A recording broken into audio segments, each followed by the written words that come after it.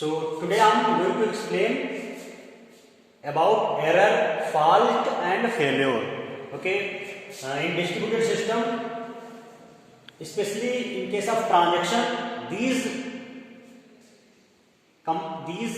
issues occur: error, fault and failure. Then error is a manifestation of fault. Okay.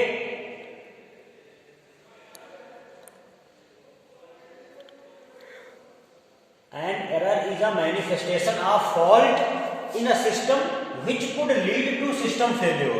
Okay. Next, fault. A fault is an anomalous physical condition. The causes of include design error. तो जो fault की वो issue है, fault किस वजह से होता है, तो वो या तो डिजाइन इशू हो सकता है या मैन्युफैक्चरिंग प्रॉब्लम हो सकती है, जब वो हार्डवेयर बनाया जा रहा है उस समय प्रॉब्लम हो सकती है, या फिर डैमेज, फैटिग या फिर अदर डिस्टरबेंस भी आपके फॉल्ट में शामिल हो सकते हैं. ठीक है. तो एरर आपकी सिंपल लॉजिकल हो सकती है, ठीक है, या आपकी सिंटेक्स से रिलेटेड हो सकती है, सिमेंटिक एरर हो सकती है. तो आपकी जो एरर है वो सिंटेक्स एरर हो सकती है,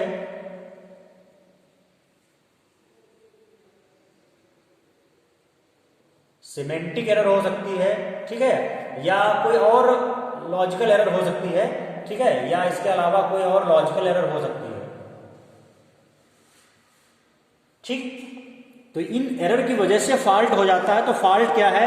एक ऐसी एनॉमलस कंडीशन है जो कि डिजाइन के समय प्रॉब्लम हुई हो, या जब हम मैन्युफैक्चर करते हैं किसी चीज को वहां पे प्रॉब्लम हुई हो, या डैमेज, फैटिग हो, या फिर अदर डिस्टर्बेंसेस हो सकते हैं सिस्टम में जिसकी वजह से फॉल्ट हो जाता है. ठीक है. नेक्स्ट आपका टर्म है, तो ये टर्म बहुत ही इंपॉर्टेंट है, fault, error and failure. Next आपका है फेल्योर. तो failure of a system occurs when the system does not perform its services in the manner specified.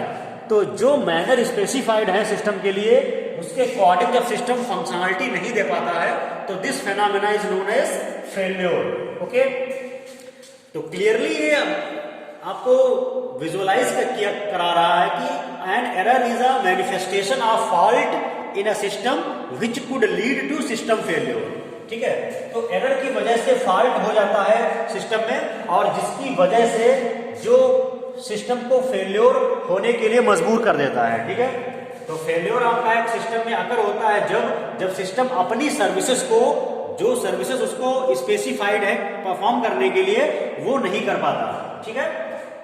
तो हमने बताया आपको एरर, फॉल्ट एंड फेल्योर. तो error is a manifestation of fault which could lead to system failure. Clear? Next आपका इसमें topic important है, related है consequences of distributed system. Consequences of distributed system. So there are three types of consequences in distributed system. First is concurrency, no global clock and independent failure. Okay? तो तीन आपके consequences हैं distributed system में. तो first we are talking about concurrency. ठीक है. तो concurrency क्या होता है? ये ट्रांजैक्शन में, डिस्ट्रीब्यूटेड ट्रांजैक्शन में काफी इंपॉर्टेंट रोल प्ले करता है. In a network of computers concurrent program execution is the norm. ठीक है. तो कंप्यूटर नेटवर्क जो कि कंप्यूटर से मिलकर बना है, ऐसा नेटवर्क जो कंप्यूटर से मिलकर बना है, उसमें कंकरेंट प्रोसेसेस एग्जीक्यूट होती हैं. One can do his work on his computer while other can do his work on other computer. तो कंप्यूटर नेटवर्क में कोई पर्सन, कोई यूजर अपने कंप्यूटर पे वर्क कर सकता है, उसी तरीके से दूसरा यूजर भी अपने कंप्यूटर पे वर्क कर सकता है with the help of resource sharing.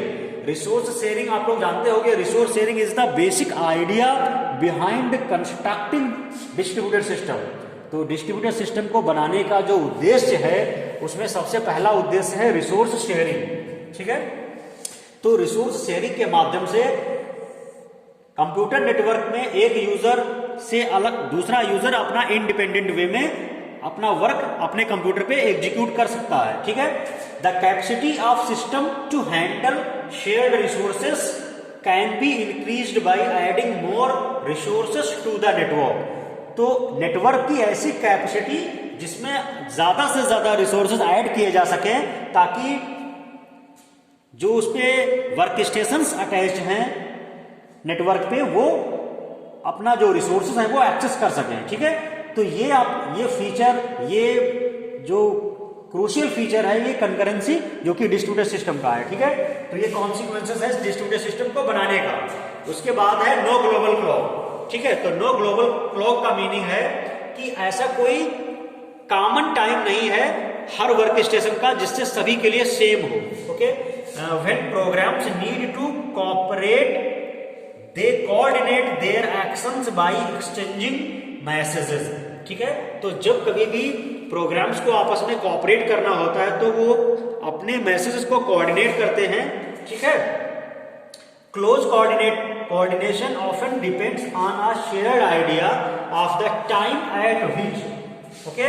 तो ये नो ग्लोबल क्लॉक का मीनिंग यही है कि कोई एक ऐसा कॉमन टाइम नहीं है जो ये फिक्स हो कि कब कौन सा रिसोर्स किस प्रोसेस को असाइन होगा, and when particular process can release that resources, okay. तो ये कोई ऐसा फिक्स टाइम नहीं है, ठीक है।